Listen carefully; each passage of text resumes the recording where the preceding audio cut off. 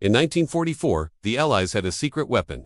No, not guns or tanks. Something way cooler, inflatable tanks. Okay, not that cool. But hear me out. The Allied military had a plan to fool the Germans into thinking there was a massive army where there was none. They called it the Ghost Army, and it just might have been the greatest special effect ever made. The Ghost Army was made up of artists, sound engineers, and tricksters who created inflatable tanks, fake radio chatter, and even booming sound effects to make it seem like thousands of Allied soldiers were marching on Berlin. German divisions were sent to stop them, but they ended up fighting shadows. Soldiers of deception instead of destruction. And it saved thousands of lives. There were three main parts to this crazy plan. First, inflatable tanks. The Ghost Army created giant rubber tanks and then placed them around the countryside. From a distance, they looked like the real thing, especially since the Allied military also gave them official tank markings. The Germans were so fooled that they even reported seeing entire columns of tanks moving through small towns, even though there were none.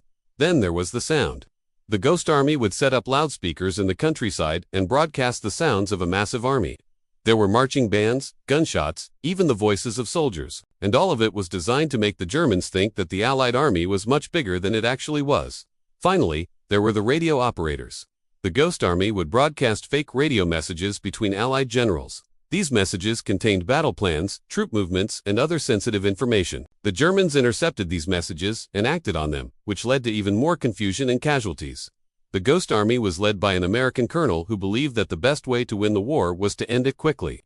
He wanted to fool the Germans into thinking that the Allied army was much larger than it actually was, and then use that to capture Berlin before the Germans could regroup. But as it turned out, the Germans were just as smart as the Allies. They eventually figured out what was happening and stopped falling for the tricks. Still, the Ghost Army managed to save thousands of lives by making the Germans think that the Allied army was much larger than it actually was. It was a brilliant strategy, one that proved that sometimes the best way to win a war is to end it quickly. If the Germans had fallen for the tricks, the Allied army would have captured Berlin long before they actually did. But as it turned out, the Germans were just too smart for the Allies. What do you think? Would you have joined the Ghost Army? Let me know in the comments below.